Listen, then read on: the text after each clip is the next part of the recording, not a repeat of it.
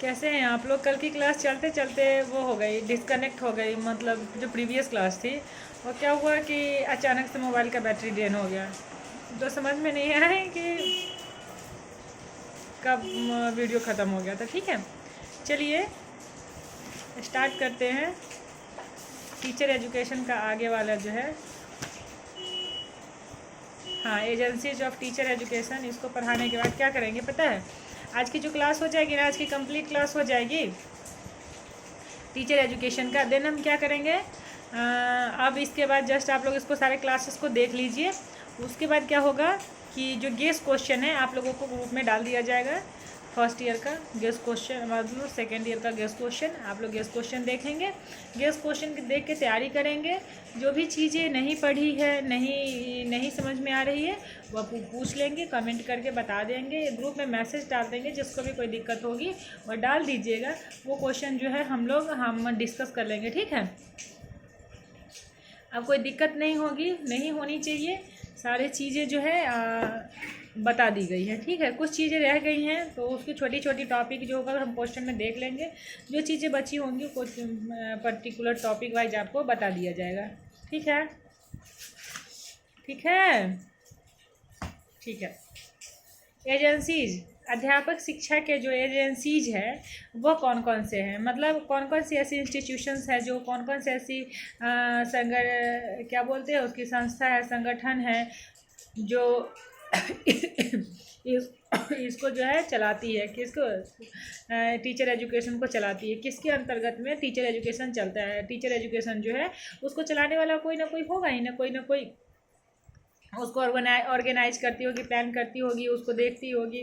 वो उसमें कौन कौन सा सिलेबस है वह सब डिफाइन करते, करिकुलम क्या है यह सब डिफाइन करने वाला कोई ना कोई संस्था बना होगा। ठीक है, तो ये जो संस्था है वह संस्था जो है कौन कौन सी है उसको देखते हैं। यूजीसी शायद लगता है पिछले क्लास में हो गया था, शायद नहीं, पिछले क्लास में यूजीसी आ गया था।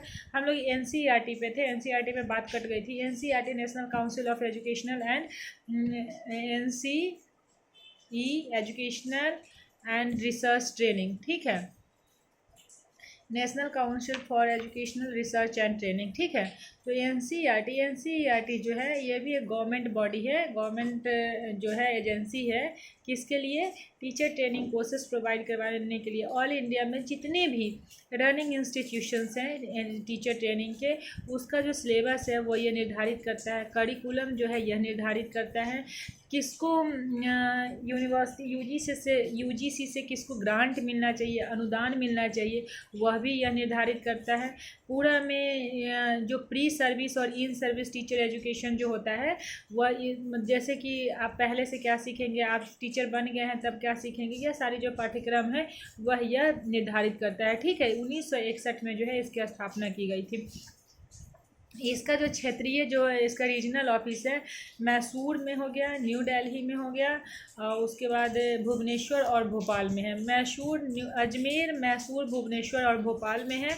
उसके बाद न्यू दिल्ली में इसका जो है मुख्यालय है। समझ में आ गया? एनसीईआरटी का जो मुख्यालय है न्यू दिल्ली में है।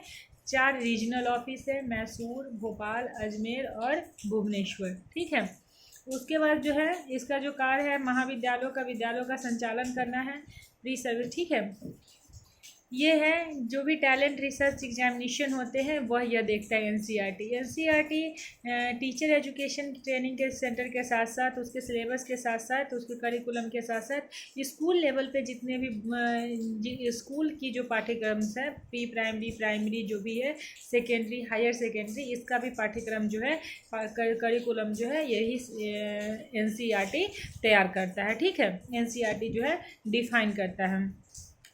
नेशनल राष्ट्रीय शिक्षा संस्थान के द्वारा या क्षेत्रीय स्तर, रीजनल स्तर पे जो भी है, जहाँ भी क्षेत्रीय स्तर पे जो कार्यक्रम होता है इसी के द्वारा होता है। ठीक है, ये क्या करता है, डिपार्टमेंट ऑफ क्या करता है, कौशल शिक्षा, अध्यापक शिक्षा के लिए कौशल पर आधारित शिक्षा जो है इसकी व्याख्या करता है। ठीक है, विभिन्न डिपार्टमेंट के लिए, विभिन्न डिपार्टमेंट्स के लिए यह अलग अलग जो भी है उसका सेक्शन बुक भी जो है यह बुक पब्लिश करता है। एनसीईआरटी जो है अपना गाइडलाइन, अपना बुक जो है वह पब्लिश करता है, चाहे स्कूल लेवल पे हो, चाहे टीचर एजुकेशन के लेवल पे हो। ठीक है, उसके बाद क्या है, ये विभिन्न ओरिएंटेशन कोर्स जो है, ओरिएंटेशन कोर्स को प्रोवाइड, मतलब कि आप रनिंग क्लास चल रही है, आप टीचर हैं, तो टीचर के बीच में टीचर की जो नॉलेज है उसको अपडेट करने के लिए, उसको अपग्रेड करने के लिए जो क्या क्या कार्य करना होगा वह यह देखता है। ठीक है। नेशनल है NCT, national council for teacher education, NCTE. NCT भी है जो इंस्टीट्यूट जितने भी रनिंग हैं ऑल ओवर इंडिया में, जितने भी टीचर ट्रेनिंग इंस्टीट्यूट है वह एनसीटीई से मान्यता प्राप्त होनी चाहिए। ठीक है। एनसीटीई सबको एफिलिएशन देने का काम करता है। अगर इंस्टीट्यूट एनसीटीई से मान्यता प्राप्त नहीं है तो वह टीचर ट्रेनिंग इंस्टीट्यूट उसको मान्यता नहीं मिलेगी, उसके द्वारा जो डिग्री प्रोवाइड करवाई जाती है वह डिग्री वैलिड नहीं होती। तो वैसे ही आप लोग जब कहीं जाएंगे ना, चाहे आप एनटीटी की ट्रेनिंग ले रहे हैं तो लोग पूछेगा कि आप एनसीटीई से मान्यता प्राप्त है, तो एनटीटी की जो सर्टिफिकेट है वो एनसीटीई से मान्यता प्राप्त नहीं है। अभी किसी ने क्वेश्चन नहीं किया था, अभी जो केंद्रीय विद्यालय मुजफ्फरपुर की वैकेंसी आई थी वह यह लिख रखा था कि एनसीटीई से मान्यता प्राप्त 2 ईयर डिप्लोमा कोर्स होना चाहिए एनटीटी में। तो एनसीटीई जो है वह सर्टिफिकेट प्रोवाइड करना बंद कर दिया था एनटीटी का 2008 में। ठीक है। 2008 से इसने सर्टिफिकेट एनटीटी का देना बंद कर दिया था। हायर लेवल डीएलएड बीएड यह करवाता है, लेकिन इंस्टीट्यूशन को मान्यता देता है, लेकिन एनटीटी को यह मान्यता नहीं देता है। ठीक है। इसका भी वही है, राष्ट्रीय स्तर पर निर्धारण करना, समन्वय स्थापित करना केंद्रों के बीच, उनको अनुदान देना, विचार विमर्श देना। ठीक है। एनसीटी बीएड का जो भी सिलेबस है उसको तैयार करने का काम यही करता है। टीचर ट्रेनिंग का जो सिलेबस है इसको यह काम करता है। ठीक है। एनसीटी 1973 ईस्वी में राष्ट्रीय अध्यापक शिक्षा परिषद की स्थापना की गई थी, 1973 में। 1961 में कौन आया था? अच्छा, उसको एक बार बाद में डिफाइन कर देंगे, उसको बाद में क्या है एक बार देख लेंगे। पहला था आपका यूजीसी। यूजीसी कब आया था? यूजीसी आपको आया था 1956 में इम्प्लीमेंट हुआ था, लेकिन बना कब था? 26 दिसंबर 1953 में। ठीक है। यूजीसी के बाद एनसीईआरटी आया था 1961 में। उसके बाद कौन आया था आपका? एनसीटी। एनसीटी नाम याद कर लीजिएगा आप लोग, जो है ना टीचर बनने जा रहे हैं तो इसके लिए इसको आपको इनका जो भी कौन कौन आपको ट्रेनिंग प्रोवाइड करता है उसके बारे में जानना ज़रूरी है। ठीक है। अध्यापकों को सामाजिक व्यावसायिक भूमिका, ये सब चीज़ें जो है ये दिखा था। फिर उसके बाद आया था ICSSR, ये अभी भी चल रहा है, लेकिन मोस्टली अभी NCERT, UGC, NCT ये सब चीज़ जो है यह 1 अगस्त 1969 में। इसका भी कार्य था शोध संस्थानों की शोध की जो विषय थी उसकी समीक्षा करना। मेन इसका कार्य था शोध की विषयों की समीक्षा करना। जो ICSR, Indian council of social science research, social science research, Indian council of social science research. ठीक है। सोशल साइंस पे ये रिसर्च के नाम से ही थे, जितना भी रिसर्च का कार्यक्रम था। NCERT भी जो है रिसर्च पेपर को देखता है, पब्लिश करता है। ICSR भी जो आप एजुकेशन में कौन कौन से रिसर्च होना बाकी है, कौन कौन से रिसर्च होगा, कौन कौन से रिसर्च होना मांगता है, किस प्रकार की रिसर्च की आवश्यकता है, यह सब चीज़ें जो है ICSSR के अंतर में आता है। ठीक है। ये विभिन्न प्रकार के जो है विषय विमर्श देता था। उसके बाद आपका आता है national institute of education planning and administration, NIEPA, Nipah. ठीक है। NIEPA, national institute of education planning and administration. ये थोड़ा सा मुझे उतना ध्यान में नहीं है, that's why I am looking for book और वो। ठीक है। तो ये इसका जो कार्यक्रम है ये भी क्या करता है, प्रशिक्षण की व्यवस्था करता है। उसके बाद शैक्षिक नियोजन के स्तर पर यह कार्य करता है। ठीक है। फिर आपका आता है CAAC, ये सब अब लगता है कि विमुख हो गया है, centre of advance studies in education. ठीक है।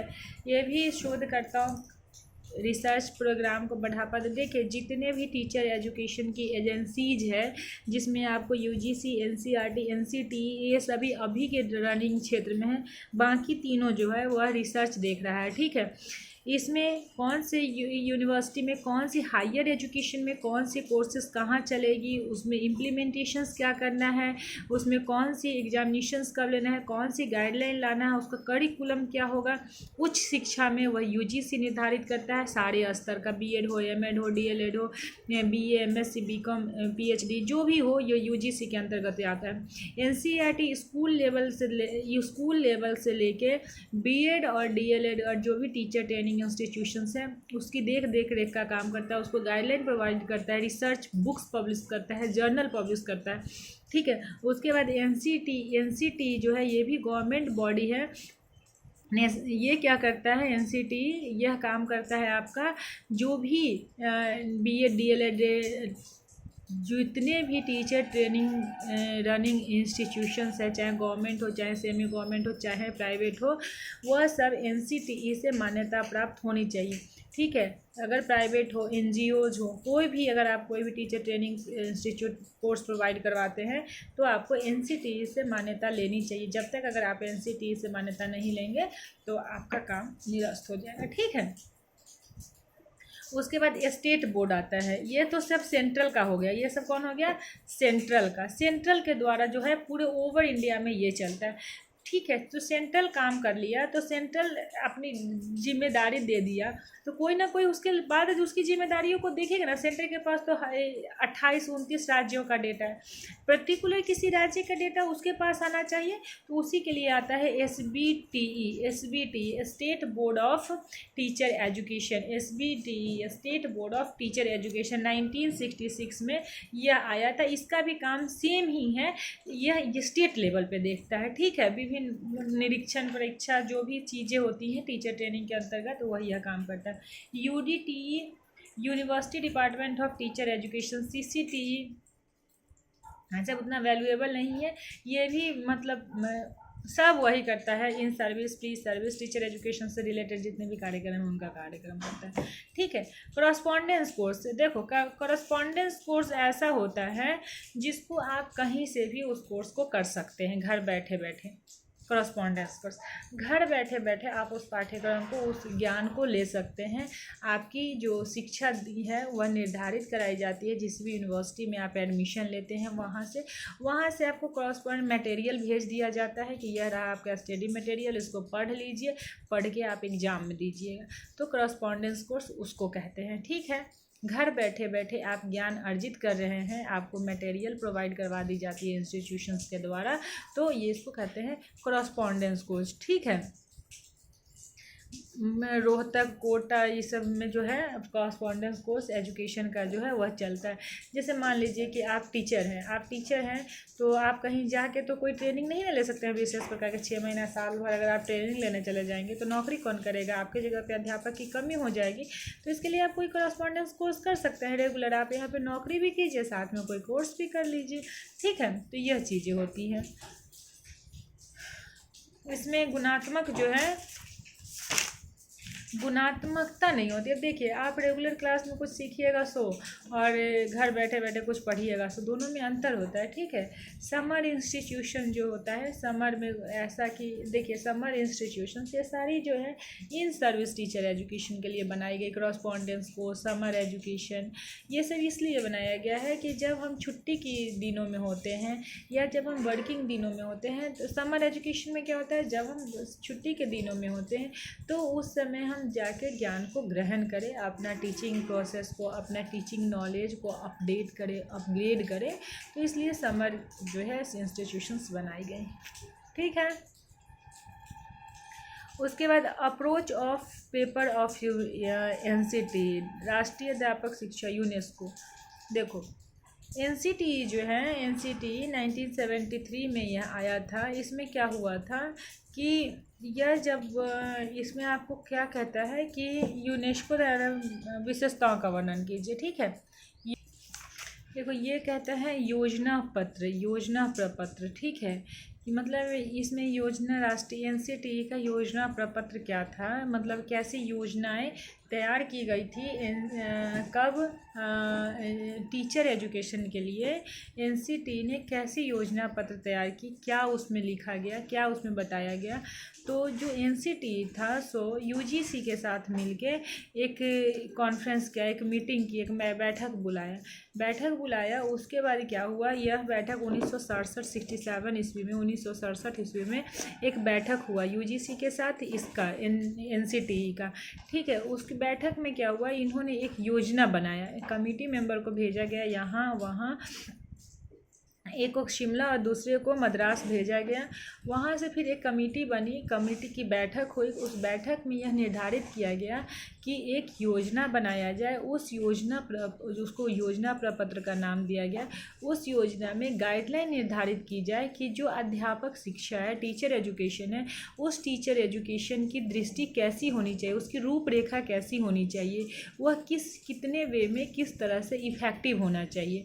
तो इनका यही योजना प्रपत्र तैयार किया गया। यूजीसी एनसीटी यूजीसी के साथ मिलकर 1967 में एक लेटर तैयार किया, एक योजना तैयार किया।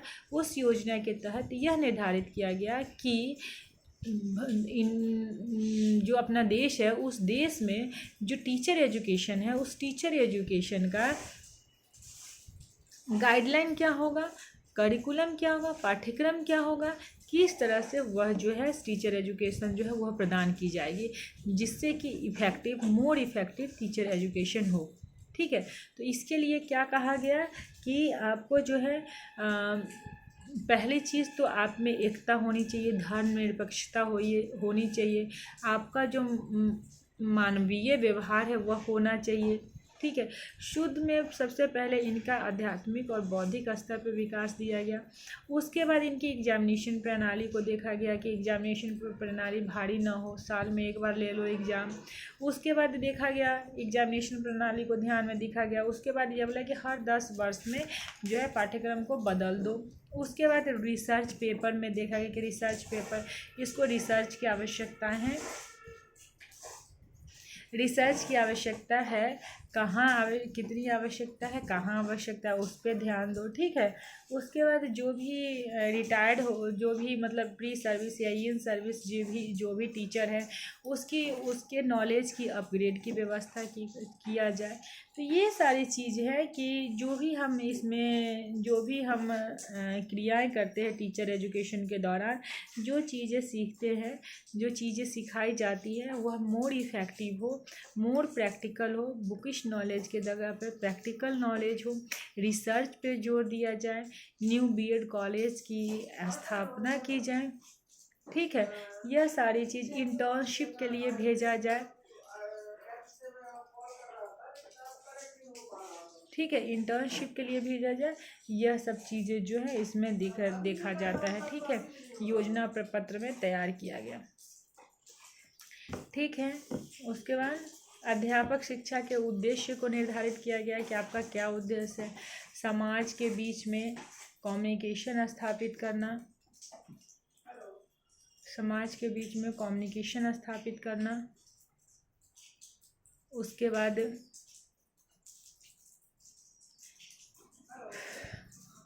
क्या है, जो समाज है हमारा, उसके बीच में हम कैसे कम्युनिकेशन स्थापित करेंगे, शैक्षिक गतिविधियों पे जोर देना, यह सब चीज़ें जो हैं इसके है उद्देश्य बताया गया, ठीक है। विषय वस्तु की जानकारी देना, ठीक है।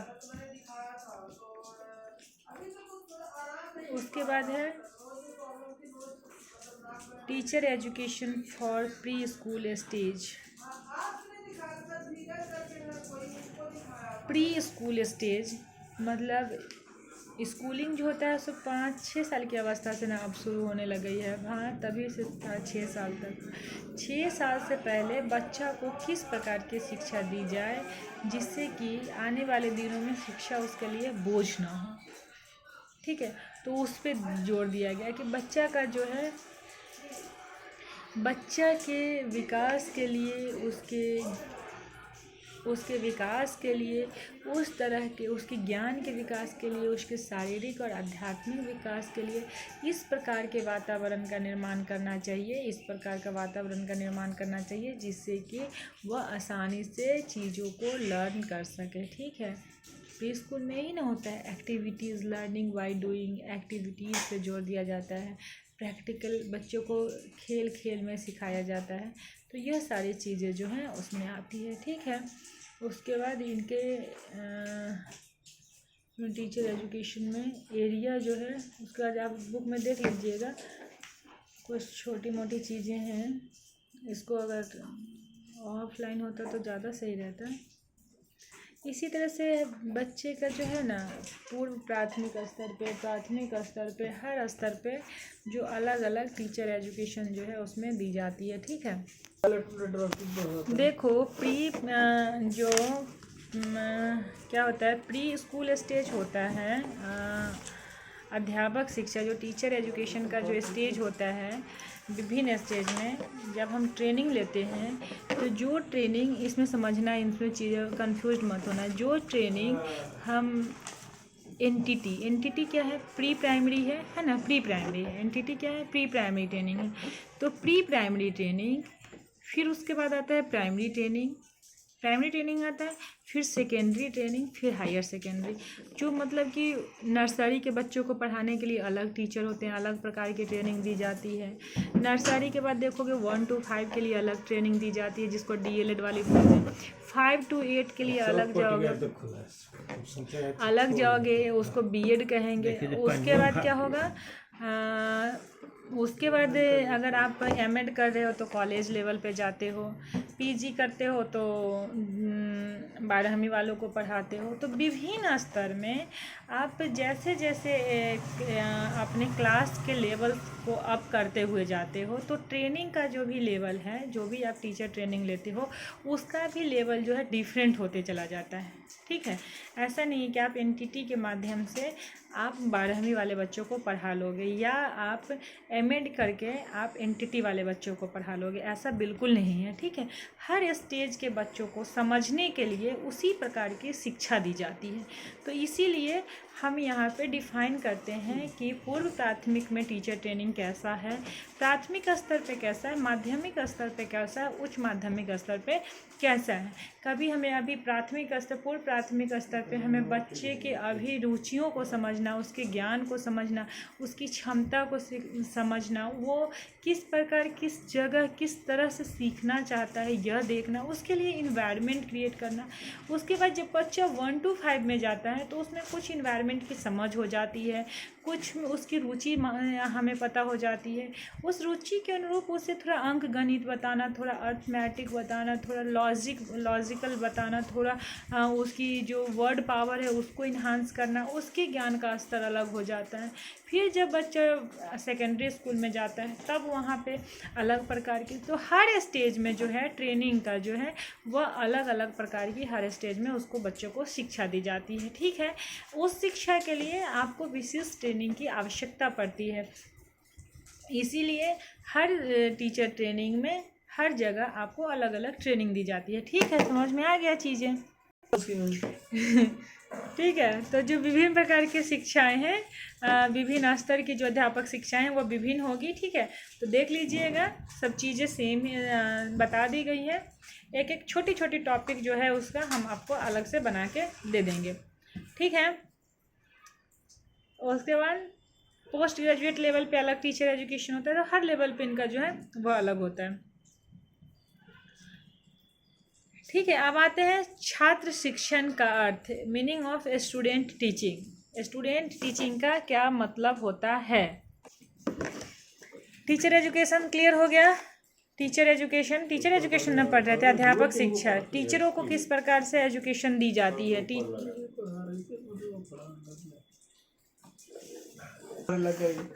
टीचर एजुकेशन देख लिए हम लोग। ठीक है, अब हम लोग देखेंगे स्टूडेंट टीचिंग। टीचर एजुकेशन में टीचर्स को जब हमें किस प्रकार का टीचर बनाना है, ठीक है, किस प्रकार की शिक्षा निर्धारित होगी, किस स्तर में किस प्रकार की शिक्षा जो है निर्धारित की गई है। इसमें जो देखेंगे स्टूडेंट टीचिंग में देखेंगे, देखो स्टूडेंट टीचिंग में एक स्टूडेंट को किस प्रकार से ट्रेंड करके, आप एक स्टूडेंट हो, आपको किस प्रकार से ट्रेंड करके भविष्य में एक टीचर बनाए, that is called student teaching. एक स्टूडेंट को किस प्रकार की ट्रेनिंग दी जाए जिससे कि वह भविष्य में एक अच्छा टीचर बने, यह जो आता है स्टूडेंट टीचिंग के अंतर्गत आता है। समझ में है? ज्ञान सभी दे सकता है, ज्ञान देने की, आप एक छोटे से बच्चे को बोलिएगा कुछ बोलने को, वो भी आपको कहते ये नहीं करो वो नहीं करो। ज्ञान देने की प्रवृत्ति सब में जन्मजात पाई जाती है। उसी जन्मजात प्रवृत्ति को ट्रेनिंग के माध्यम से, विशिष्ट प्रकार की ट्रेनिंग के माध्यम से उसकी योग्यताओं को, उसकी क्षमताओं को, उसकी आंतरिक शक्तियों को और विस्तृत करके, इन्हांस करके, बढ़ा के उसको प्रशिक्षण दिया जाता है जिससे कि वह एक बेस्ट टीचर साबित हो सके। ठीक है, तो यही है स्टूडेंट टीचिंग का महत्व। समझ में आ गया? यही है स्टूडेंट टीचिंग। इसमें प्रशिक्षण दिया जाता है, आप कैसे, आपको किस प्रकार की प्रशिक्षण दी जाए जिससे कि आप एक बेस्ट टीचर बनेंगे। आपको जाके स्कूल में भेजा जाएगा, आप उसमें जाके प्रैक्टिकल नॉलेज लेंगे, आपको यह बताया जाएगा कि आप इस तरह का कार्यक्रम कीजिए जिससे कि आपको विशेष प्रकार का नॉलेज ज्ञान हो। ठीक है, उसके बाद क्या होगा कि आपको प्रभावशाली शिक्षक बनने के लिए आपको उस तरह की प्रभावशाली शिक्षा जो है दी जाती है इसमें, इसके अंतर्गत। ठीक है, प्रयोग करना, लेबोरेटरी जाना, वहाँ पे एक्सपेरिमेंट करना, ये सब चीज़ें जो हैं इसका जो है भाग है। ठीक है, इसमें जो विशेषताएं होती है, आपको एक तो आप ट्रेनिंग ले रहे हैं, स्टूडेंट टीचर है, तो आपको क्या होता है, प्रैक्टिकल नॉलेज होता है, अनुभव होता है, एक्सपीरियंस आप गेन करते हैं। किसी के मार्गदर्शन में करते हैं तो क्या होता है,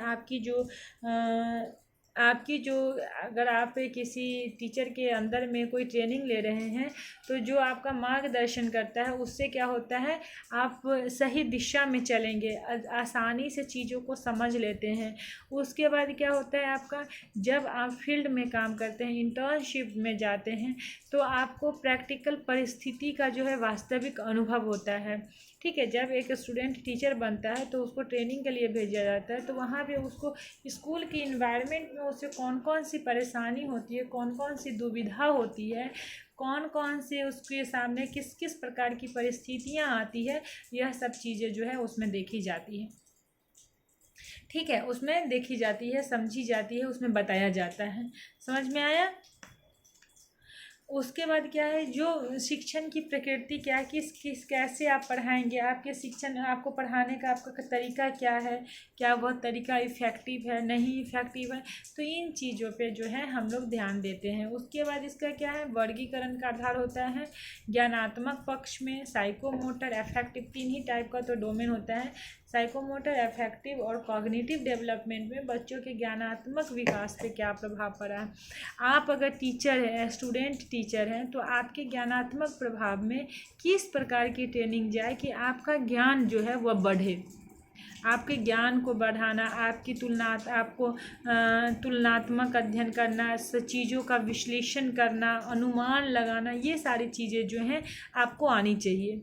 उसके बाद क्या होता है कि आप उसकी जो आपका स्टूडेंट के साथ क्या व्यवहार है, उस व्यवहार का मूल्यांकन करना। क्या आप एक रूड टीचर तो नहीं है, क्या आप एक वो टीचर तो नहीं है जिसका कोई वैल्यू नहीं करता, तो आपका क्या है, आप किस प्रकार के क्लासरूम में आप कैसे लेक्चर दे रहे हैं, आप कितना ज्ञान को अंडरस्टैंड किए हैं, तो ये सारी चीज़ें जो है ये इसमें आता है। ठीक है, उसके बाद देखता है आपकी भावनात्मक पक्ष जो होता है। स्कूल में आपको ट्रेनिंग दी जाती है टीचर ट्रेनिंग के दौरान कि आपको किसी भी बच्चे से आसक्त नहीं होना होता है। ज़्यादा सहानुभूति जो अगर आप दिखा लीजिएगा क्लास में किसी बच्चे के प्रति, तो या तो उसके करियर को आप चौपट कर दीजिएगा, नहीं तो दूसरे बच्चे करियर को चौपट कर दीजिएगा। क्योंकि अगर आप किसी बच्चे को प्रेम करेंगे, मानने लगेंगे, तो उसकी एबिलिटी से ज़्यादा आप उसको मार्किंग करेंगे, उसको देख के दूसरे बच्चे आक्रोशित होंगे, ठीक है। तो आपकी भावनाओं पे चाहे कितना भी प्रिय कोई ना हो, कितना भी आप किसी से क्रोधित क्यों ना हो, उसको फेल नहीं करने का, उसका मार्क्स नहीं काटने का, तो आपके जितने भी भावनात्मक है पक्ष, उस पक्ष पे आपको ध्यान देना है, कार्य करना सिखाया जाता है, इस पे ट्रेनिंग दिया जाता है। आपकी छोटी मोटी स्किल्स, आप कैसे किसी चीज़ को बनाते हैं, आप अपने लेसन प्लान किस तरह से करते हैं, आप कैसी पाठ्य योजना का निर्माण करते हैं, किस तरह से आप कागज़ से कुछ कश्ती बना दी है जिससे कि क्या हुआ, बच्चा सीख लिया। स्कूल में जब क्लास ट्रेनिंग के दौरान आपको बताई जाती है कि आप क्लासरूम में जो पढ़ा रहे हैं उसके मेथड को किस प्रकार इफ़ेक्टिव बना सकें, किस प्रकार प्रभावशाली बना सकें। क्या होता है बोरिंग क्लासरूम, जो बोरिंग क्लास होता है, टीचर आते हैं प्रवचन दे के चले जाते हैं, बोरिंग क्लासरूम के बजाय अगर आप थोड़ा सा डांसिंग करवा दीजिए, थोड़ा सा बच्चे से कुछ एक्टिविटीज़ करवा लीजिए, किसी से स्टोरी सुन लीजिए, जिसको जो मन आए, अगर उसको बोलिएगा वो चीज़ करने का, तो बच्चा क्या होगा, रुचि के अनुसार करेगा तो मन लगा रहेगा। तो इस तरह का जो है बच्चों से कार्य करवाना चाहिए, उनको उनकी देख रेख करना चाहिए, फील्ड वर्क करवाना चाहिए।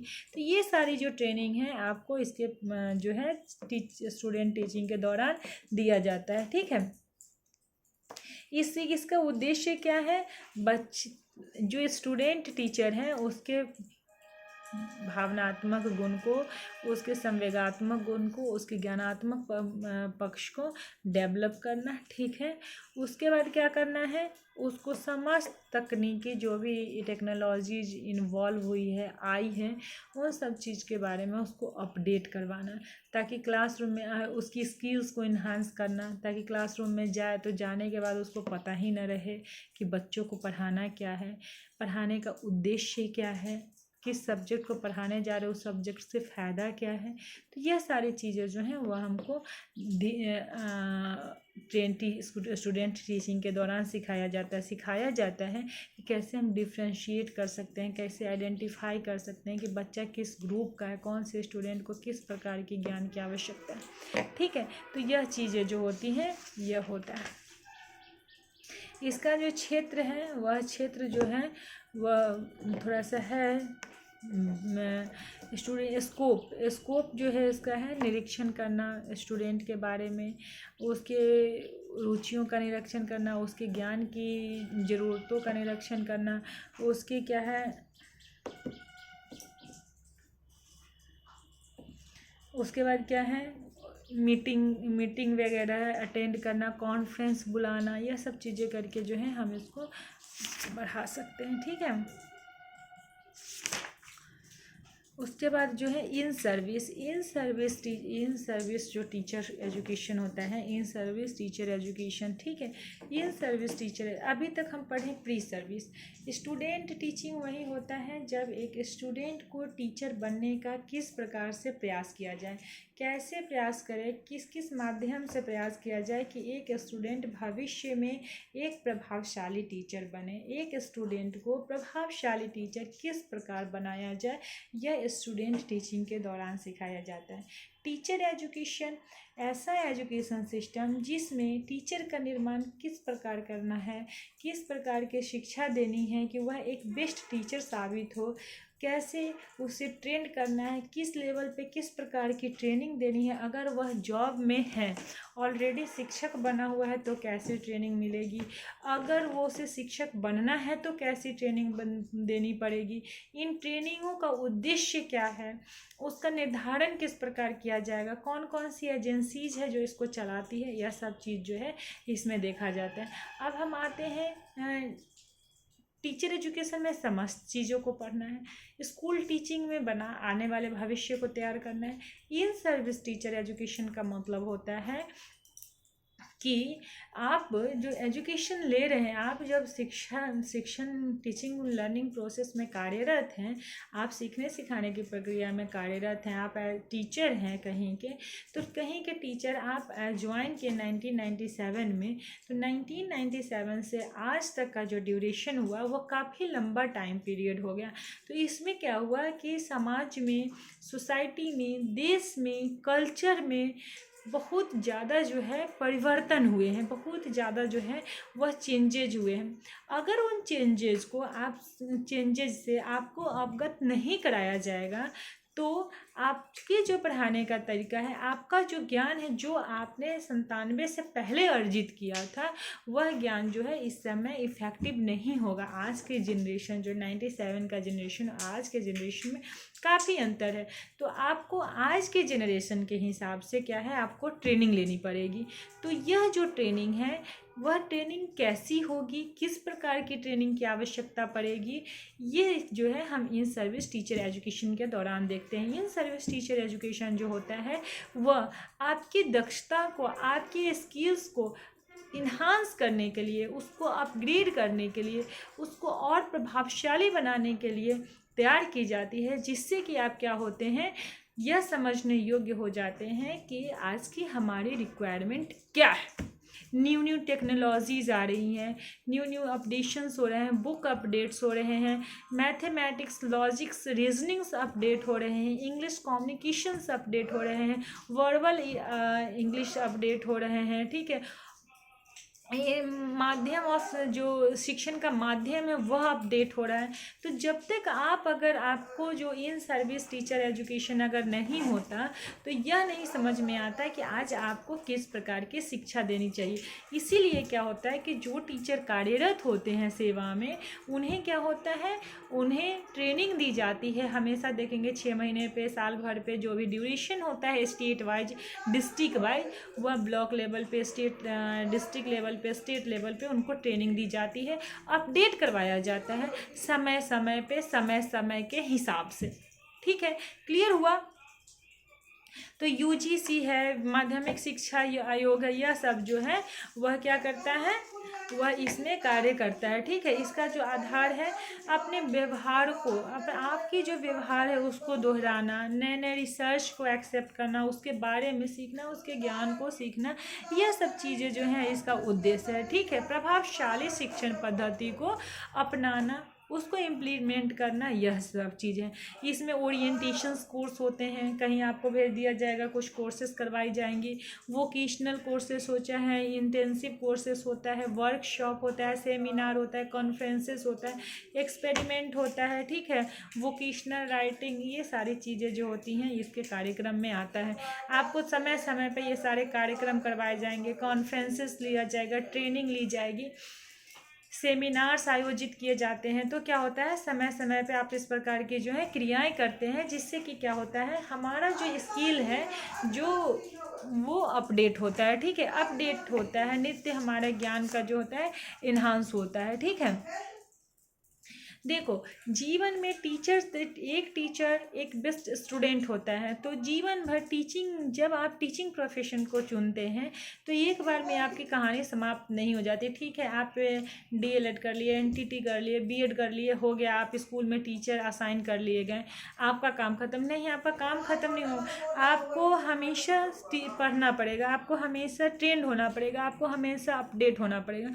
तो यही जो है यह इसका इन सर्विस टीचर ट्रेनिंग का उद्देश्य, पर्पस होता है। ठीक है, जीवन भर इसको आपको समय समय पे अपने ज्ञान का जो है अवलोकन करना पड़ेगा, उसका विस्तारण करना पड़ेगा। ठीक है, यह चीज़ें जो है वह सब चीज़ें आता है। समझ में आ गया, क्लियर है चीज़ें।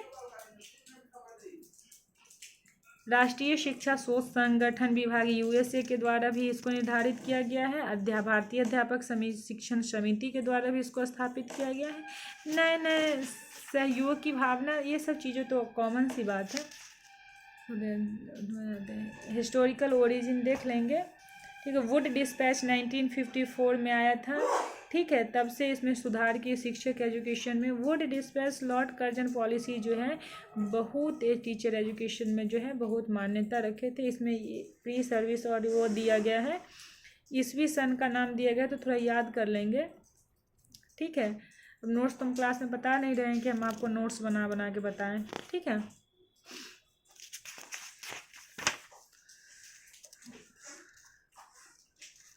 इसके जो नियम है वह क्या है,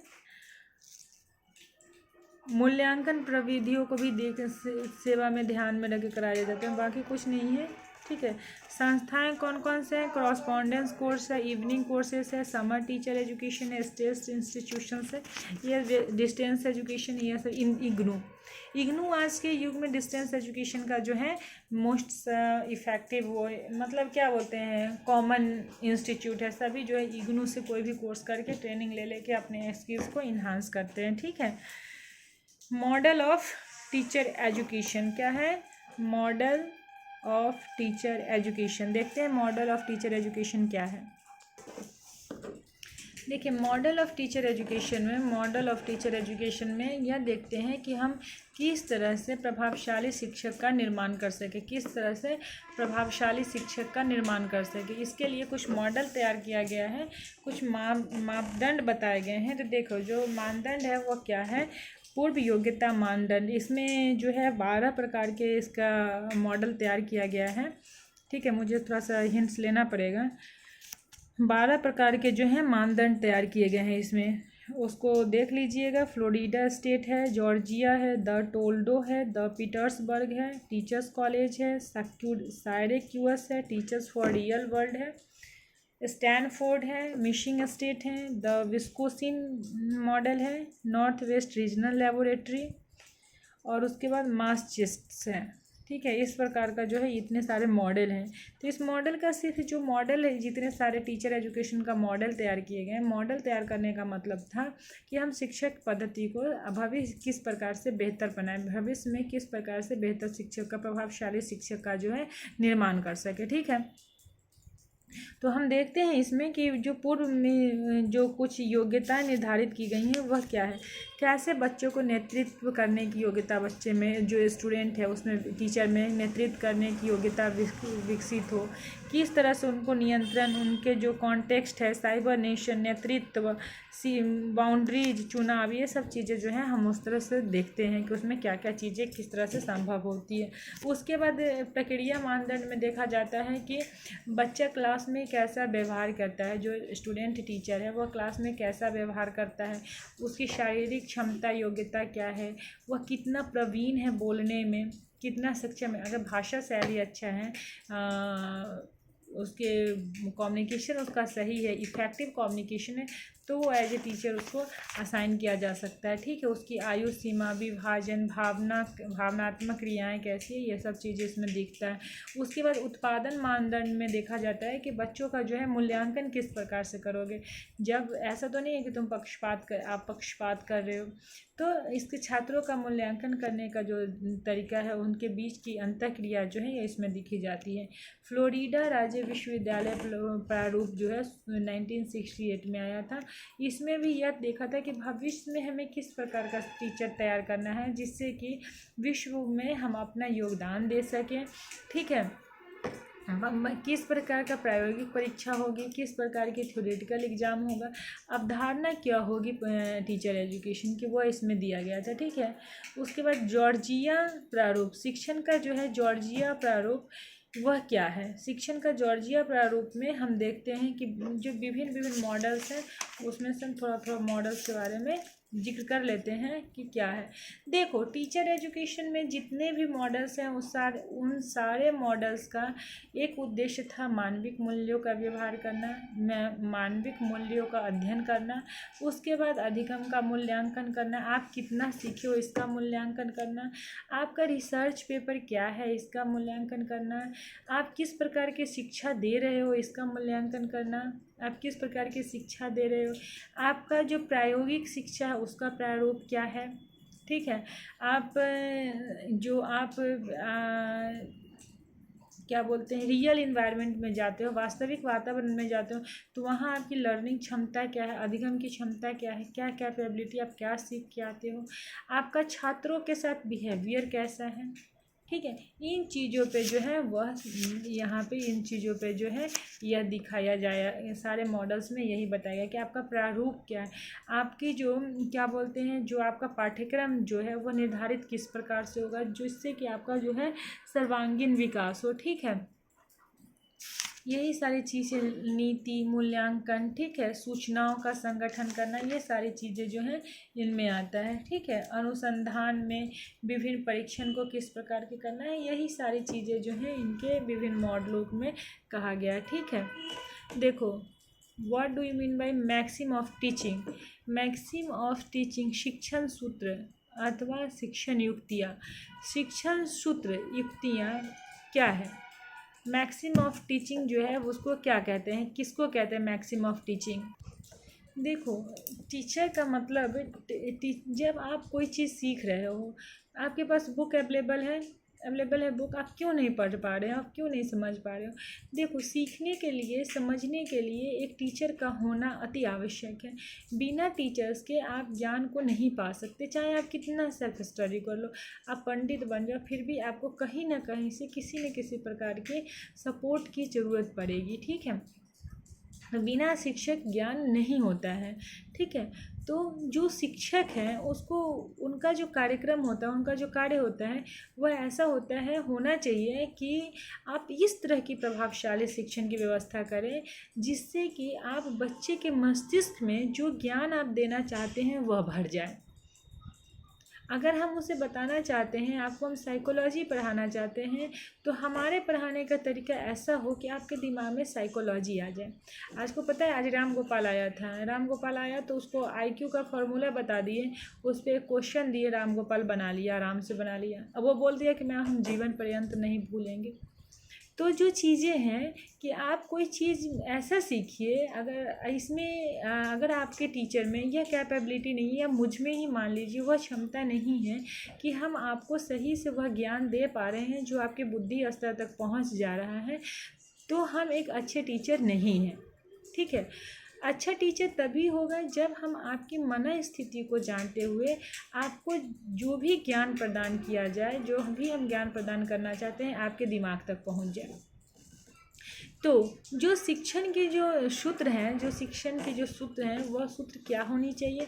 पहला सूत्र है ज्ञात से अज्ञात की ओर। जो टीचर हैं, जो चीज़ें हमें पता है, ठीक है, हम जानते हैं कि ये आँखें हैं, ये आँख देखने का काम करती है, तो जो हमें दिख रहा है उससे जो नहीं दिख रहा है उसके बारे में जानना। हम आँख देख लिए कि ये आँखें हैं, ये दिख रही है, अब ये कैसे दिख रही हैं, इसके दिखने के पीछे का प्रोसेस क्या है, सिद्धांत क्या है, किस तरह से इसका फॉर्मेशन हुआ है, इन सभी को जानना जो होता है, इन सभी के बारे में जानकारी देना जो है शिक्षक का कार्य है। उसके बाद कॉन्क्रीट से सूक्ष्म, स्थूल से सूक्ष्म, जो चीज़ें हमें दिख रही है, जो चीज़ें हमें दिख रही है, जिसको हम टच कर सकते हैं, उसकी जो रचना कैसे हुई, क्यों हुई, किसने किया, इसके बारे में जानना, ठीक है। हमेशा 2+2 को जो 1 करके जोड़ने से 2+2 को जोड़ना सीखें। 2+2 को जोड़ते हुए 2⁻20 इंटू 2⁻20 तक पहुंचना, सरल से जटिल तक पहुंचना जो है शिक्षण का है सूत्र है। उसके बाद है प्रत्यक्ष से अप्रत्यक्ष। जो चीज़ें दिख रहा है उसके घटित होने के पीछे का जो अप्रत्यक्ष दृष्टिकोण है वह क्या है, इसको जाना। अनिश्चित से निश्चित, जो अनिश्चित है, जिसको हम नहीं जानते हैं, उसको जान के उसको निश्चित है। जैसे कि जो अनिश्चित है, न्यूटन का लॉ, पेड़ से फल गिरना, उसको अनिश्चित को निश्चित की ओर जान के उसको प्रतिपादित करना, ठीक है। विशिष्ट से सामान्य की ओर, कोई भी ज्ञान अगर हम विशिष्टता की ओर ग्रहण करते हैं, ठीक है, विशिष्ट बातों को जानते हैं, तो जब तक हम उस विशिष्ट बातों को जनरलाइज नहीं करेंगे, सबके लिए नहीं बना देंगे, जैसे कि टीचर एजुकेशन है। टीचर एजुकेशन अपने आप में बहुत भारी ब्रॉड सब्जेक्ट है, लेकिन इस ब्रॉड सब्जेक्ट को इस तरह से बनाना है कि सभी के दिमाग में, आप लोग का जो दिमाग का लेवल है अभी बहुत छोटा है, तो बहुत सारी चीज़ें आपको नहीं समझ में आएगा। जो बच्चे बीएड की तैयारी कर रहे होंगे, जो एमएड की तैयारी करेंगे, उनका teacher education syllabus topic same ही है, लेकिन उनकी अंडरस्टैंडिंग आपकी अंडरस्टैंडिंग से मैच नहीं खाएगी। तो जो आपके समझने का स्तर है, उस स्तर पे जाके आपको समझाना जो होता है वह विशिष्ट से सामान्य की ओर आता है, ठीक है। जो आपके दिमाग में, आपके मस्तिष्क में सामान्य चीज़ ही घुसेगी, विशिष्ट चीज़ जो है कभी नहीं घुसती है, ठीक है। तो ये इस तरह से आना। उसके बाद अनुभूति से युक्ति युक्त आता है, युक्ति युक्त अनुभूति। मान लो अनुभूति, कोई भी ज्ञान अगर आप ग्रहण करते हो, उस ग्रहित ज्ञान का आप किस प्रकार से उपयोग करते हो, ठीक है, यह इसका शिक्षण का एक सूत्र है। उसके बाद है मनोवैज्ञानिक ढंग से, अगर आप कोई भी आप मनोवैज्ञानिक ढंग से, मनोवैज्ञानिक से तार्किक क्रम की ओर, अगर आप देखो कि बच्चा जो है यह सुस्त स्वभाव का है, आपको देखने में लग गया कि यह सुस्त स्वभाव का है, डल नेचर का है। अब क्यों डल नेचर का है, क्यों यह एग्जाम में अच्छा नहीं कर पाएगा, इसका अपने तर्क के माध्यम से रिजल्ट को प्रस्तुत करना, ठीक है। प्रकृति का अनुसरण करना, देखिए शिक्षा प्रकृति जो है उससे जुड़ा हुआ है। आप जो भी देखते हैं, जो भी आपके आसपास है, जिसको आप महसूस करते हैं, शिक्षा के माध्यम से आप उसी को ग्रहण करते हैं, ठीक है। तो जब तक आप प्रकृति का अनुसरण नहीं कीजिएगा, नेचर को फॉलो नहीं कीजिएगा, आप आगे नहीं बढ़िएगा, ठीक है। नेचर जो है वह सिंपल एक अच्छा मार्गदर्शक है, ठीक है। उसके बाद आपका कुछ नहीं है, क्वेश्चन आंसर कैसे करेंगे, क्वेश्चन जानते ही हैं कि कैसे होता है क्वेश्चन करने का, ठीक है। पाठ के प्रति रुचि जागृत करना, प्रत्येक बिंदुओं पे जोर देना, हाँ, प्रत्येक बिंदुओं से अवगत कराना बच्चों को, ठीक है। उसके बाद शिक्षण कार्य में सफलता हो जाता है कि अगर हम आपसे कुछ क्वेश्चन करेंगे तो हम देखेंगे कि हमको पढ़ाने का माध्यम सही है, आप सही से सीखें, तो ये चीज़ें हैं, ठीक है। प्रश्न के प्रकार जो हैं बहुत सारे प्रकार हैं। पूर्ण ज्ञानात्मक प्रश्न, जो आपसे पूछा जाएगा, पूर्ण ज्ञानात्मक प्रश्न में आपसे पूछा जाएगा कि आप एंटिटी क्यों पढ़ रहे हैं, बताइए, डिस्क्राइब कीजिए। विकासात्मक पाठ में यह देखा जाता है कि आपकी रुचि क्या है। उसके बाद बोधगम्य प्रश्न यह पूछा जाता है कि आप को जो हम पढ़ाए हैं वो आप उसको कितना आत्मसात किए हैं। उसके बाद है आपको 2 प्रश्न दे दिए हैं, उसमें बोलेंगे तुलना करके पूछो, तो तुलनात्मक प्रश्न हो गया। फिर आपको परिभाषा देने के लिए बोल दिए सूर्य पर एक परिभाषा दो, सूर्य का परिभाषा दो, ठीक है। उसके बाद आलोचनात्मक पक्ष, किसी नेता पे बोल देंगे कि आलोचना करो, ठीक है। उसके बाद निष्कर्षणात्मक प्रश्न, आपसे बोलेंगे कि आप निष्कर्ष जनसंख्या पे जो कार्यक्रम हो रहा है भारत सरकार के द्वारा, उस पर आप क्या निष्कर्ष पे पहुंचते हो, ठीक है। फिर आपको कोई भी प्रश्न दे देंगे, बोलेंगे कि अभ्यास करके लाओ, तो अभ्यास करके लाते हो। तो ये इतना तरह से प्रश्न का जो होता है सो प्रकार होता है। इसी तरह से आप जो है उत्तर देते हो। समन्वित integrated teacher education, integrated teacher education ऐसा होता है जिसमें आप प्रायः एक के साथ दूसरी कोर्स को भी कर सकते हैं। विभिन्न प्रकार के ज्ञान को एक साथ अर्जित करना, विभिन्न विषयों के ज्ञान को एक साथ अर्जित करना इंटीग्रेशन कहलाता है, एकीकृत कहलाता है। विभिन्न प्रकार के ज्ञान को एक साथ ग्रहण करना, ठीक है। जैसे आप फिजिक्स के साथ साथ हिस्ट्री पढ़ लिए, जूलॉजी पढ़ लिए, ज्योग्राफी पढ़ लिए, तो एकीकृत हो गया। आप बीएड के साथ एमएड कर लिए, एकीकृत हो गया। आप एनटीटी के साथ डीएलएड कर दिए, एकीकृत हो गया, ठीक है। तो यह जो होता है एकीकृत होता है, एकीकृत ज्ञान होता है, ठीक है। एकीकृत जो है वह एजुकेशन सिस्टम होता है। अब 2 सब्जेक्टों को, 3 सब्जेक्टों को, 3 कोर्सेज को एक साथ जोड़ के आगे बढ़ रहे हैं, तो एकीकृत करना होता है, ठीक है। यह जो है एक दूसरे विषय के साथ अंतर संबंध स्थापित करता है, जैसे कि पहले के युग में नहीं होता था। अब क्या है कि जो न्यू शिक्षा पॉलिसी आई, उसके साथ आप फिर मैथ्स के साथ हिस्ट्री पढ़ सकते, जो भी मन है वो भी पढ़ सकते। तो इंटीग्रेटेड एजुकेशन पे आज के युग में जोर दिया गया है, ठीक है।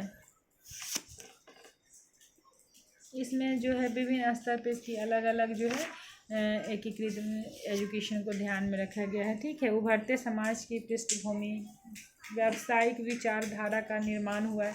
जैसे कि आप में टैलेंट है, आप मल्टीपल नॉलेज एक साथ गेन कर सकते हो, तो क्यों अपने दिमाग को एक डायरेक्शन में लगा के बैठोगे, भगा दिमाग को चौतरफा डायरेक्शन में अगर आपका दिमाग भागेगा तो क्या होगा, आप उचित मतलब आप बहुत फ्रूटफुल होंगे, आप विभिन्न प्रकार के काम करेंगे, इससे व्यवसाय बढ़े, रोजगार बढ़ेंगे, देश का उन्नति होगा, डिस्टेंस एजुकेशन जो होता है वह ऐसा एजुकेशन होता है जिसके माध्यम से आप क्या कर सकते हैं,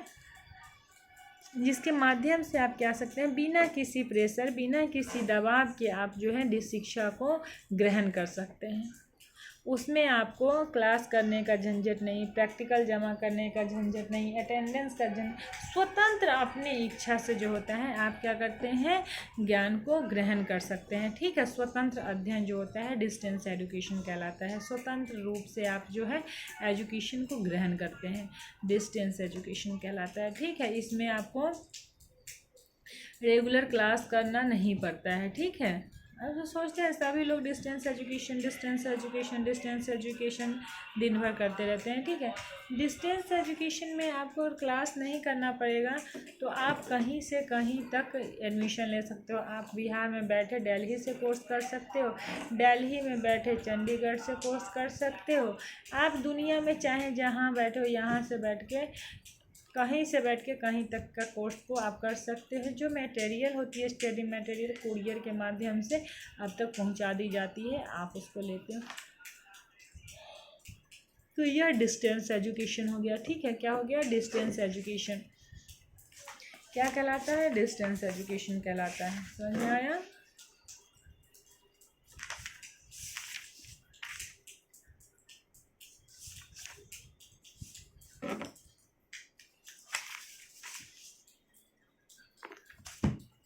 डिस्टेंस एजुकेशन समझ में आ गया किसको कहते हैं।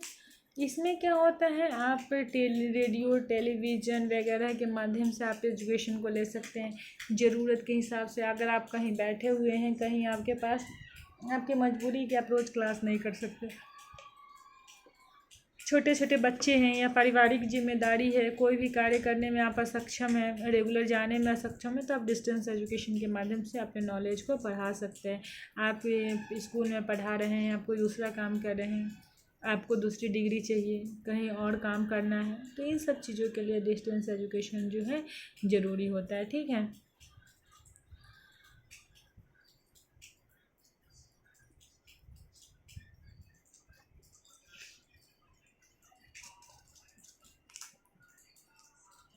इसमें जो भी चीज़ें निर्धारित हो जाती है वो बोर्ड के माध्यम से निर्धारित होती है। इसमें जो है सिर्फ स्टूडेंट जो होता है वही एक अपना उसको किस तरह से पढ़ना है, किस तरह से उसकी पाठभूमि तैयार, कोई गाइडलाइन करने वाला नहीं होता है। एक मटेरियल भेज दिया जाता है, आपको कुछ खुद ही सब कुछ करना पड़ता है। ठीक है, सेल्फ स्टडी पे यह है जो ज़्यादा जोर डालता है। ठीक है, ये उन विद्यार्थियों के लिए है, उन लोगों के लिए हैं जो अपना एजुकेशन बीच में ड्रॉप कर देते हैं या किसी कारणवश एजुकेशन नहीं पूरा कर पाते, या कहीं जॉब करते हुए अपनी इच्छा को पूर्ति नहीं कर सकते, कि नया कोर्स नहीं कर सकते, तो इन लोगों के लिए हर यूनिवर्सिटी में डिस्टेंस एजुकेशन का एक डिपार्टमेंट होता है। बहुत सारी यूनिवर्सिटी में, हर यूनिवर्सिटी में नहीं, बहुत सारी यूनिवर्सिटी में होता है डिस्टेंस एजुकेशन का डिपार्टमेंट। यूनिवर्सिटी अपने तरफ से क्या करती है, डिस्टेंस एजुकेशन प्रोवाइड करती है, दूरस्थ शिक्षा। आप कहीं भी हैं, कहीं से आप कहीं भी कुछ कोर्स कर सकते हैं, आपको हमारे पास आने की आवश्यकता नहीं है। इंडिया में नेशनल लेवल पर जो रनिंग का है वो इग्नू है, IGNOU, Indira Gandhi national open university, IGNOU. ठीक है, इसकी जो प्रमुख समस्याएं हैं ना, अब आपको कोई दिक्कत होगी तो आप किसी से पूछने नहीं जाएंगे। ठीक है, मोटिवेशन आपको नहीं मिलेगा, क्लास में फेल कर गए हैं तो आपको पता नहीं, कोई समझाने वाला नहीं है। ठीक है, इसमें स्किल्स की प्रॉब्लम है, कोई एक दूसरे को जानते नहीं हैं, ये सारी चीज़ें जैसी समस्याएं बहुत हैं, लेकिन फिर भी जो है ठीक है। ठीक है, 1986 में यूनिवर्सिटी का जो है रूप बताया गया था, दूर शिक्षा परिषद का। इग्नू का प्रतिनिधि विश्वविद्यालय यूनिवर्सिटी अपना अपना करता है। ठीक है, इसकी जो मूल्यांकन देखो, इग्नू जो है 1984 में राजीव गांधी जब प्रधानमंत्री बने थे तो नेशनल यूनिवर्सिटी के अपना ओपन यूनिवर्सिटी की स्थापना किए थे। इंदिरा गांधी नेशनल यूनिवर्सिटी की स्थापना जो है राजीव गांधी के द्वारा हुई थी। ठीक है, इन्होंने इसका किया था। इग्नू आज तक फैला हुआ विभिन्न राज्यों में स्थापना की गई, विभिन्न सारी एजेंसियां हुई। ठीक है। इसमें यूजी, पीजी हर लेवल का कोर्सेस इसके पास, डिप्लोमा कोर्सेस, सर्टिफिकेट कोर्सेस, हर लेवल का कोर्सेस जो है इसके पास अवेलेबल है। ठीक है। कंप्यूटर शिक्षा वगैरह भी जो है, वोकेशनल कोर्स, हर प्रकार की शिक्षा ओपन यूनिवर्सिटी के माध्यम से आपको दी जाती है। ठीक है। सेल्फ स्टडी, होम स्टडी, यह सब चीज़ जो है इसके अंतर्गत आता है। जनसंख्या पढ़ाना पड़ेगा, पढ़ नहीं लेंगे। जनसंख्या किसको कहते हैं? जन की संख्या, लोगों की संख्या कितना कम है कितना अधिक है, यह जनसंख्या बताता है। ठीक है। सांख्यिकी विश्लेषण है।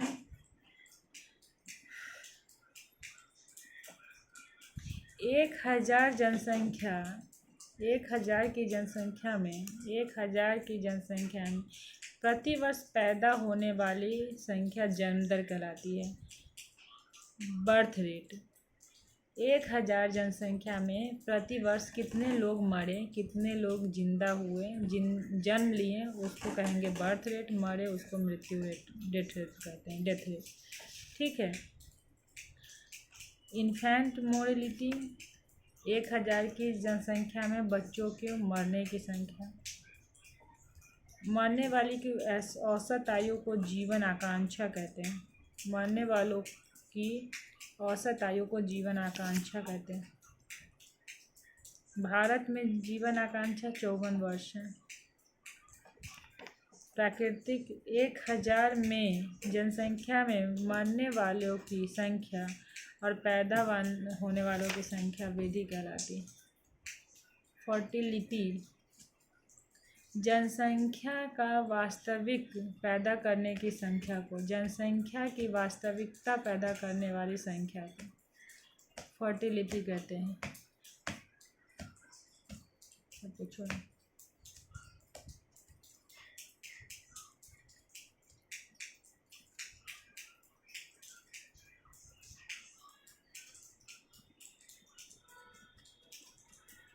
जनसंख्या घनत्व किसको कहते हैं? उस एरिया में, एक जगह है, उस एरिया में कितने लोग रहते हैं, 1 किलोमीटर में लोगों की संख्या कितनी है, 1000 है, 2000 है, घनत्व कहलाती है। ठीक है। ये जनसंख्या वाला चैप्टर पढ़ लीजिएगा, इसमें कुछ नहीं। मानव जनसंख्या को प्रभावित करने वाले कारक, पर्याप्त आवास, मनुष्य, जनसंख्या से संबंधित एक क्वेश्चन रहेगा। जनसंख्या के बारे में कैसे उसको नियोजन करना है, कैसे जनसंख्या को नियंत्रित करना है, किस तरह से जनसंख्या को है नियंत्रण में रखा जाए, प्रभावशाली बनाया जाए, इस तरह से इनकी जो शिक्षा दी जाती है जनसंख्या शिक्षा कहलाती है। ठीक है।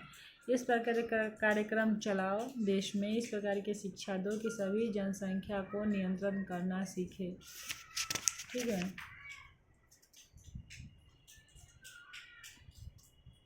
जनसंख्या का अध्ययन करना जनसंख्या शिक्षा के अंतर्गत आता है।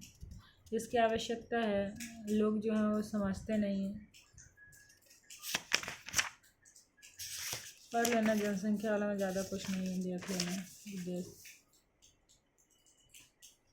अध्यापक शिक्षा के सहायक क्रियाएं। अध्यापक शिक्षा की सहायक क्रियाएं देखते हैं। अध्यापक संसाधन केंद्रों में, discovery function of resource centre, देखते हैं क्या है। विभिन्न संगठनों की भूमिका, जो भी संगठन रनिंग है टीचर एजुकेशन के लिए, उन सब की अपनी अलग अलग भूमिकाएं हैं। किसी का कुछ दायित्व है, किसी का कुछ दायित्व है, किसी का कुछ, लेकिन उन लोगों का कोर में एक ही दायित्व है कि कैसे टीचर एजुकेशन को इफ़ेक्टिव वे में इम्प्लीमेंट किया जाए। देश में किस तरह से प्रभावशाली शिक्षण की व्यवस्था की जाए, किस तरह से इस प्रकार की शिक्षा तैयार की जाए, इस प्रकार की अध्यापक शिक्षा तैयार की जाए कि भविष्य में एक प्रभावशाली व्यक्तित्व का, प्रभावशाली शिक्षक का निर्माण हो सके। समझ में आए? यही रिसोर्स सेंटर का अर्थ होता है कि कहाँ से हमें शिक्षण से रिलेटेड सामग्री, अधिगम से टीचिंग से रिलेटेड सामग्री, लर्निंग रिलेटेड सामग्री हमें कहाँ से, कौन ऐसा इंस्टीट्यूट है जो हमें ये सब चीज़ प्रोवाइड करवाएगा। ठीक है, कोई ऐसा संगठन होगा ना जो टीचिंग लर्निंग सामग्री प्रोवाइड करवाएगा, video visual aids, audio visual aids, projector, जो भी मटेरियल हमें चाहिए वो सब जो है रिसोर्स सेंटर, ऐसा सेंटर जहाँ से हमें रिसोर्स जो है प्रोवाइड करवाया जाए, संसाधन जो है हमें मिले। ठीक है, प्रदर्शनी, bulletin, newspaper, models, graphic, multimedia, ये सब चीज़ें जो हैं हमें कहाँ से प्राप्त होगी, इसके लिए रिसोर्स सेंटर बनाए जाते हैं। ठीक है,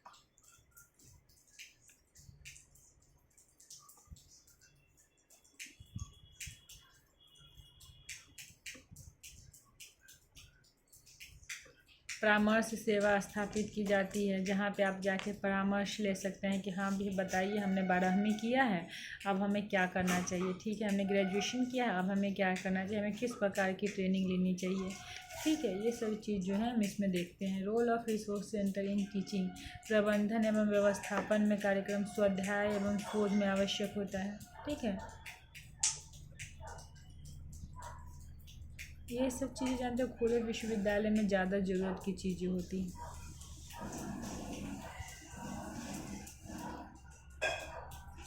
एजुकेशनल शिक्षा तकनीकी परियोजनाएं, यह जो प्रोजेक्ट है 72-73 में प्रारंभ हुआ। ठीक है, इस शिक्षा तकनीकी परियोजनाएं ये 1972-73 में हुआ। इसका उद्देश्य था कि किस प्रकार से हम तकनीकी के माध्यम से, जैसे रेडियो है, टेलीविज़न है, प्रोजेक्टर है, और भी जो चीज़ें हैं कंप्यूटर, लैपटॉप, और इन सब के माध्यम से, तकनीकी के माध्यम से हम किस प्रकार से शिक्षण दे सकें, किस प्रकार से शिक्षा दे सकें, ये इसके अंतर्गत आया। समझ में आया? टीचिंग एड, सहायक सामग्री जानते ही हो कि क्या होता है, श्रव्य दृश्य सामग्री, वही सब चीज़ें। शैक्षिक खोज की व्यवस्था,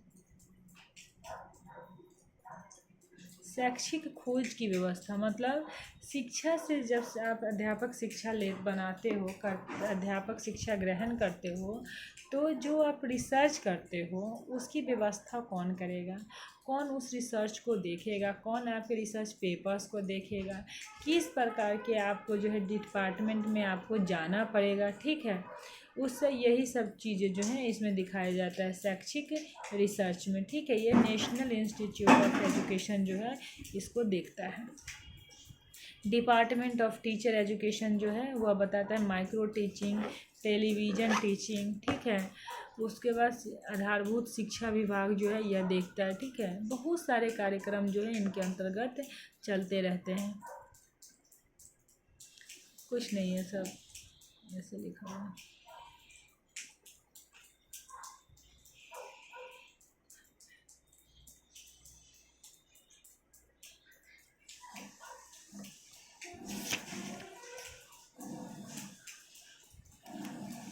देखो, जितने भी इंस्टीट्यूट है, टीचिंग इंस्टीट्यूट हैं, उनका उद्देश्य क्या है, प्रभावशाली शिक्षण को बढ़ावा देना, प्रभावशाली शिक्षण को बढ़ाना, शिक्षकों को इस प्रकार से प्रशिक्षण देना कि उनकी रुचि, उनकी व्यावहारिकता, उनकी बौद्धिक स्तर का बढ़ावा हो, ज्ञान उनका बढ़े। ठीक है, इसी प्रकार के विभिन्न प्रकार की जो सेल्स का निर्माण किया गया। ठीक है, छोटे छोटे सेल मतलब छोटे छोटे भाग जो एजुकेशन से रिलेटेड चीज़ों को देखते हों, उनकी जो प्रॉब्लम है, टीचिंग से रिलेटेड जो भी प्रॉब्लम है, उन सब का निराकरण करने वाला, उन समस्याओं को सुलझाने वाला, उनकी देख रेख करने वाला विभिन्न प्रकार का जो है सेल बना गया।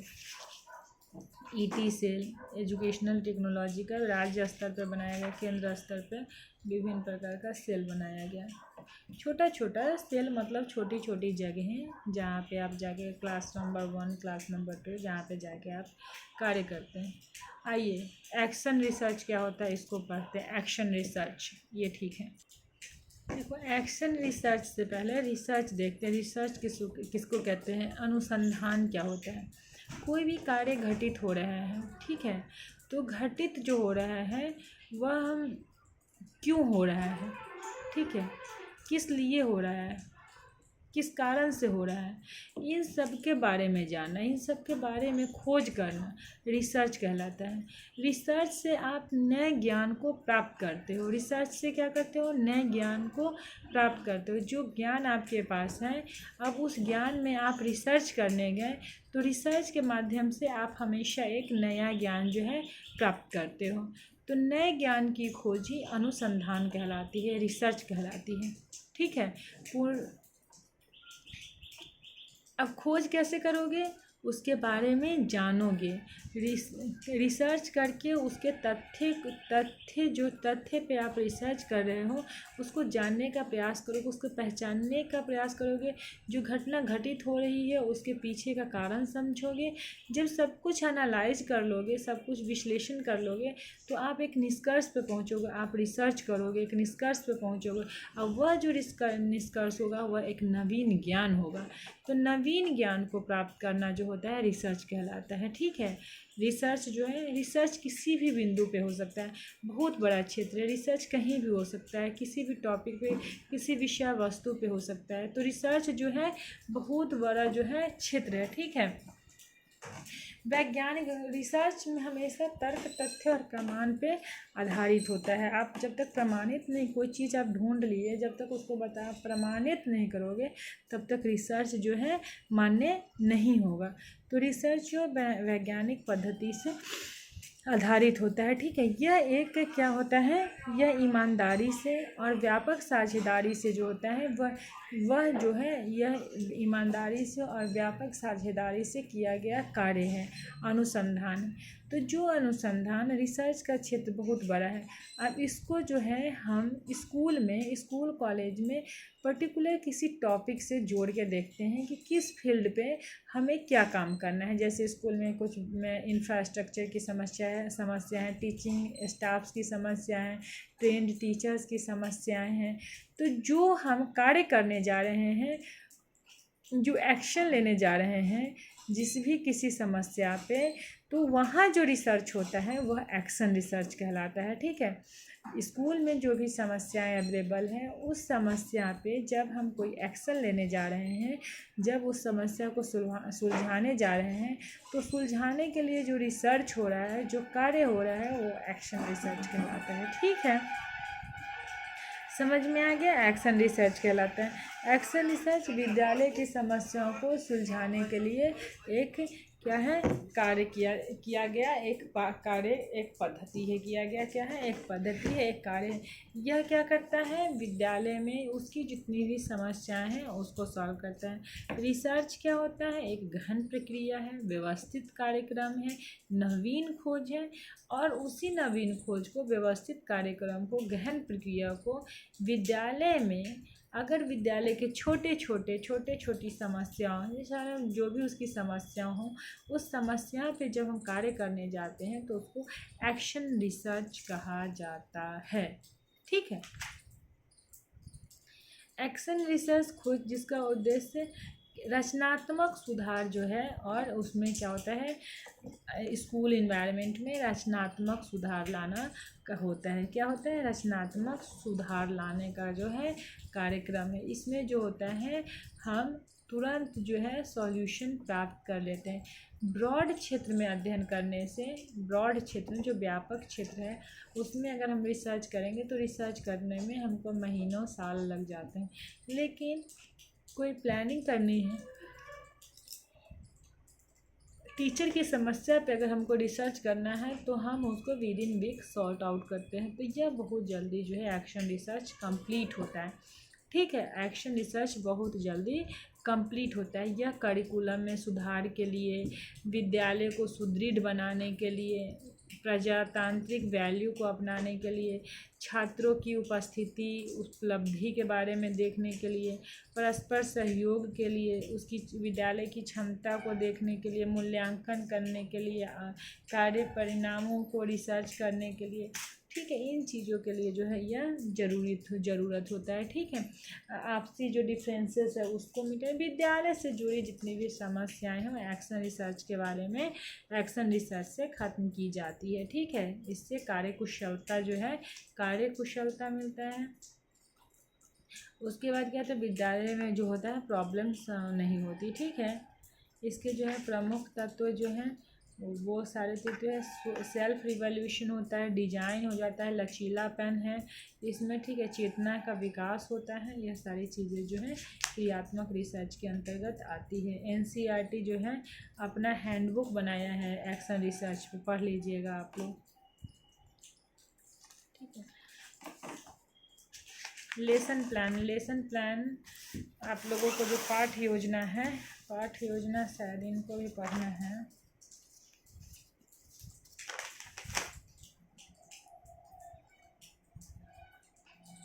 इनको पेपर 8 में लेसन प्लान करना है। ठीक है। आपको लेसन प्लान पढ़ना है।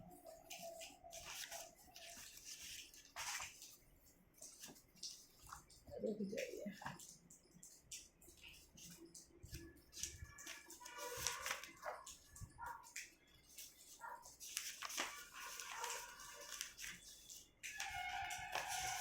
लेसन प्लान की क्लास अभी लेंगे, अलग से ही लेंगे, क्योंकि जानते हैं यह दोनों के लिए काम आ जाएगा। लेसन प्लान जो है पाठ योजना वह एंटिटी फर्स्ट और सेकंड दोनों के लिए आएगा। तो अभी हम इसको अलग से क्लास लेंगे। यह जो क्लास है टीचर एजुकेशन का आपका जो है कार्यक्रम ख़त्म हुआ है। जो भी टॉपिक समझ में नहीं आएगी कृपया करके बोलिएगा। बहुत कम कमेंट आ रहा है, उतना ही अटेंडेंस बनेगा। इन चीज़ों का ध्यान रखिए, परेशान मत होइए, टेंशन मत लीजिए। सिलेबस हो गया आपका कंप्लीट। जो भी दिक्कत है वह पूछिए, गेस्ट क्वेश्चन ग्रुप में शेयर कर दिया जाएगा। ठीक है। पाठ योजना की क्लासेस अभी एक क्लास में ले ली जाएगी। ठीक है। समझ में आ गया, सब चीज़ हो गई क्लियर, सिलेबस हो गया कंप्लीट। ठीक है। जो भी दिक्कत तकलीफ़ परेशानी हो पूछ लीजिएगा। जय Shri Ram, bye bye, all the best.